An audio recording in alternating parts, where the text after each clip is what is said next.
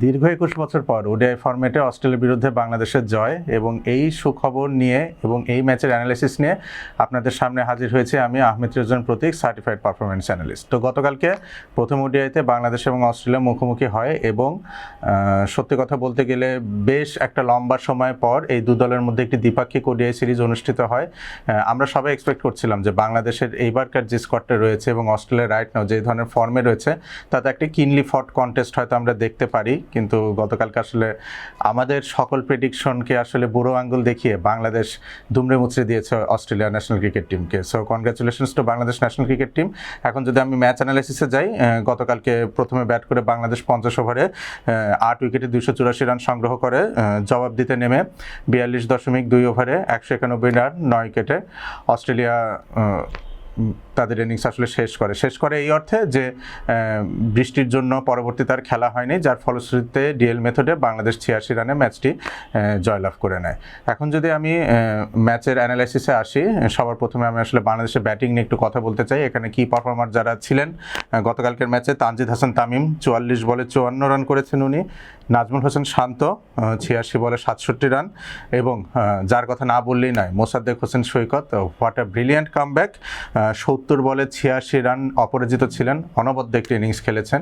এবং সত্যি কথা বলতে গেলে মোসাদ্দেক হোসেন সৈকতের এই ইনিংসটির বদলতে কিন্তু বাংলাদেশ আসলে 250 ঊর্ধ্ব একটি টোটাল আসলে পোস্ট করতে সক্ষম হয়। আমরা যদি মোসাদ্দেক হোসেন সৈকতের এই ইনিংসটা বাদ দিই, বাংলাদেশের ইনিংস কিন্তু গতকালকে 200 রান পেরোতে স্ট্রাগল করতো। So are very big thanks to Mosaddek Hossain Saikat for his brilliant performance. এবং বল হাতেও কিন্তু উনি দুর্দান্ত ছিলেন, 10 ওভার বোলিং করে 37 রান খরচা করে উনি 2 উইকেট তুলে নেন। এখন ব্যাটিং ইনিংসে যদি বাংলাদেশের ব্যর্থতার কিছু নিদর্শন আমরা খুঁজে দেখতে চাই, তাহলে অবশ্যই Saif Hasan. He has been a big disappointment for Bangladesh national cricket team of late, এবং গতকালও কিন্তু উনি আসলে বড় সংগ্রহ করতে পারেননি।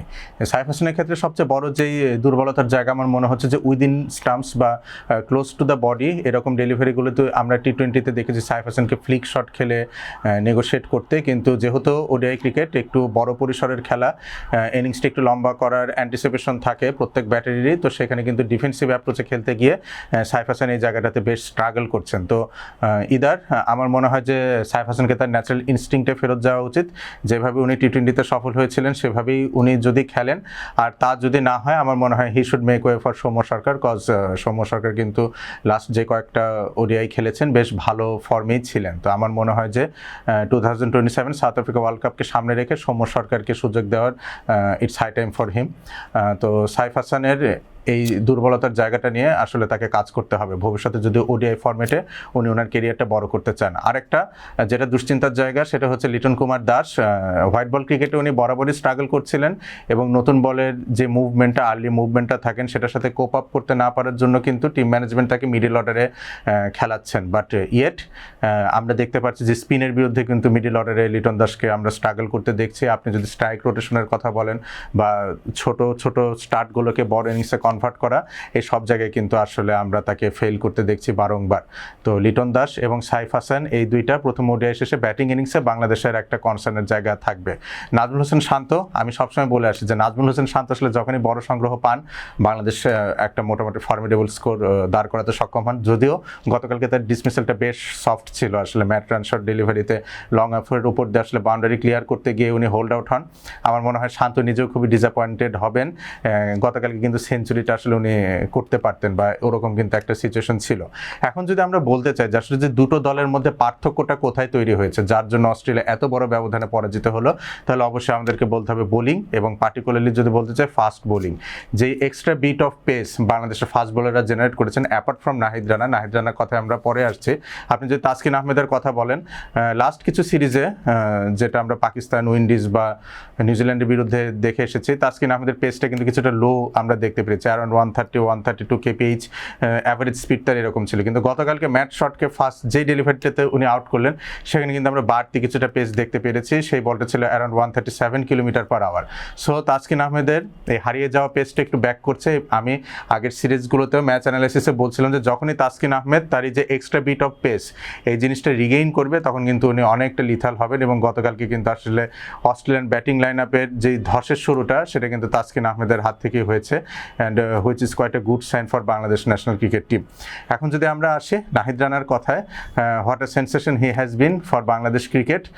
আমি আশা করছিলাম যে যেহেতু অস্ট্রেলিয়া তারা তাদের হোম গ্রাউন্ডে পেস কন্ডিসিভ উইকেটে খেলে অভ্যস্ত, আমার মনে হচ্ছিল যে নাহিদ রানাকে তারা একটু বেটার ওয়েতে হয়তো নেগোশিয়েট করতে পারবে, পার্টিকুলারলি জশ ইংলিশ এবং কুপার কনেলির কথা, যেটা আমি বলেছিলাম যে তারা হয়তো নাহিদ রানার এই শর্ট অফ লেন্থ বা শর্ট অফ গুড লেন্থ ডেলিভারিগুলোকে খুব ইজিলি আসলে নেগোশিয়েট করতে পারবে, কিন্তু নাহিদ রানা প্রুভড আস রং। এবং জশ ইংলিশ যদিও শুরুতে উনি নাহিদ রানের ক্ষেত্রে কিছুটা সাফল্য পাচ্ছিলেন, আলটিমেটলি কিন্তু আসলে তার ডেলিভারিতেই তাকে বিদায় দিতে হচ্ছে। তো আমি যদি বলতে চাই যে অস্ট্রেলিয়ান ব্যাটিং ইনিংসে কি টার্নিং পয়েন্ট কোনটা ছিল, তাহলে অবশ্যই জশ ইংলিশের সেই উইকেটটা, কজ আর্লি দুটো উইকেট পড়ে যাওয়ার পরে অস্ট্রেলিয়া কিন্তু ম্যাচে বেশ ভালোভাবে কামব্যাক করছিল এবং অ্যারাউন্ড 10th ওভার তারা ছিল 51 for 2। তখন আসলে জশ ইংলিশের উইকেটটা ম্যাচে বাংলাদেশকে অনেকটা কন্ট্রোলে নিয়ে আসে। এখন যদি দুটো দলের পেস অ্যাটাকের মধ্যে আমি পার্থক্য দেখতে চাই যে গতকালকে তাদের পারফরমেন্সে পার্থক্যটা কেন হয়েছে, তার কারণ হচ্ছে দুটো। একটা হচ্ছে lack of pace for Australian fast bowlers, আরেকটা হচ্ছে কোন লাইন বা লেন্থে বল করতে হবে।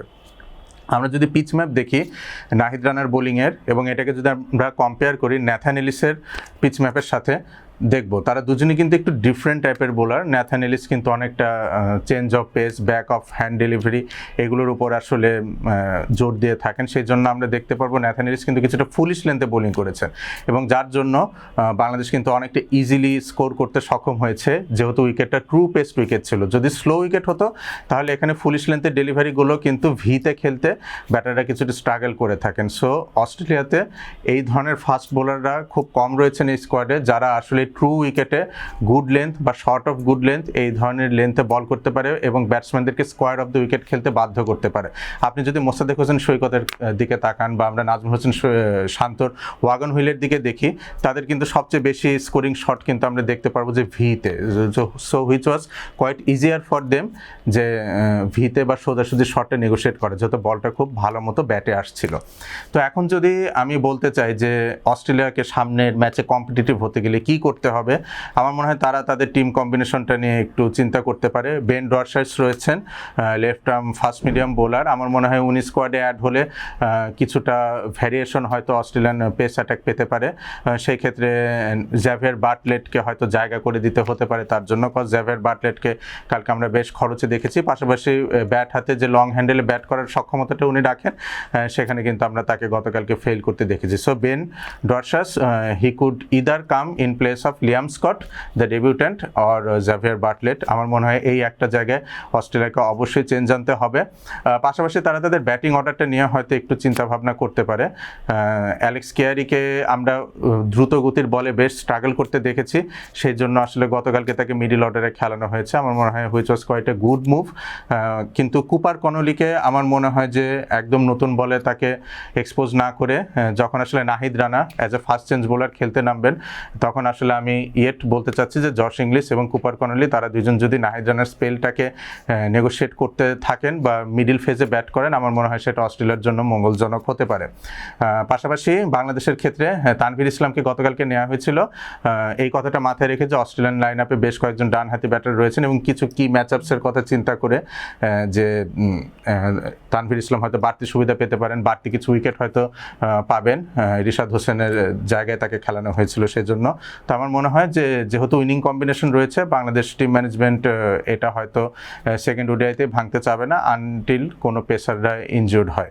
সেকেন্ড ওডিআইতে কি ব্যাটেলের কথা যদি আমরা ভাবতে চাই বা দেখতে চাই, তাহলে ফার্স্ট অফ অল আমি চাইবো বা আমার কাছে মনে হচ্ছে যে অস্ট্রেলিয়ার নতুন বলে যারা বোলিং করবে তাদের সাথে তানজিদ হাসান তামিমের একটা ভালো লড়াই হয়তো হতে চলেছে এবং এই ব্যাটেলে যারা জয়লাভ করবে ম্যাচে কিন্তু তারা আসলে অনেকটাই এগিয়ে যাবে। কজ আপনি দেখবেন যে তানজিদ হাসান তামিম ডেসপাইট অস্ট্রেলিয়ার নতুন বলের বোলাররা ল্যাটারাল মুভমেন্ট পাওয়া সত্ত্বেও উনি কিন্তু তার অ্যাটাকিং ইনস্টিংক্টের মাধ্যমে সেই ফেসটা খুব ভালো মতো পার করে এবং বাংলাদেশ কিন্তু একটা ব্রিস্ক স্টার্ট পেয়ে যায়। তো অস্ট্রেলিয়া যদি নেক্সট ওডিআইতে তানজিদ হাসান তামিমের উইকেটটা দ্রুত তুলে নেয়, আমার মনে হয় যে তারা একটা মোটিভেশন পাবে যে ম্যাচটাতে তারা কম্পিটিটিভ হতে পারে কিনা। আরেকটা জায়গা আমার মনে হয় যে এটা খুবই গুরুত্বপূর্ণ হবে, that would be the spinners of Australia versus Towhid Hridoy and Litton Das, কারণ মিডিল ফেস কিন্তু আসলে ইনিংসের টোটাল ফ্লোটা কন্ট্রোল করে এবং মিডিল অর্ডার ব্যাটিংটাকে কিন্তু আমরা আসলে একটা ব্যাটিং লাইনআপের ইঞ্জিন রুমও বলে থাকি। তো সেই জায়গায় Litton Kumar Das, Adam Zampa, Matt Renshaw, Matthew Short এই স্পিনারদের বিরুদ্ধে আসলে কেমন করেন সেটা একটা দেখার জায়গা রয়েছে। এখন যদি অস্ট্রেলিয়ার ব্যাটিং ইনিংসে আসি তাহলে এখানে কি ব্যাটেল হতে চলেছে জশ ইংলিশ এবং কুপার কনলির সাথে নাহিদ রানার যে লড়াইটা, যেটা আমরা ফার্স্ট ওডিআইতেও দেখেছিলাম যে জশ ইংলিশ এবং নাহিদ রানার দুর্দান্ত একটা লড়াই ছিল। জশ ইংলিশ কিন্তু back to back boundary hit করার পর আসলে ডিসমিসড হন নাহিদ রানার বলে। তো আমার মনে হয় এই ব্যাটেলটা দেখার জন্য আমরা সবাই মুখিয়ে থাকবো। তো all in all I hope এবং আমরা আসলে সবাই অ্যাজ এ নেশন এক্সপেক্ট করছি যে নেক্সট ওডিআইতে বাংলাদেশ আসলে সিরিজটা সিল করবে এবং অস্ট্রেলিয়ার বিরুদ্ধে বায়োলেটারাল ওডিআই সিরিজে আমরা প্রথম জয় পেতে চাচ্ছি। সবাইকে ধন্যবাদ।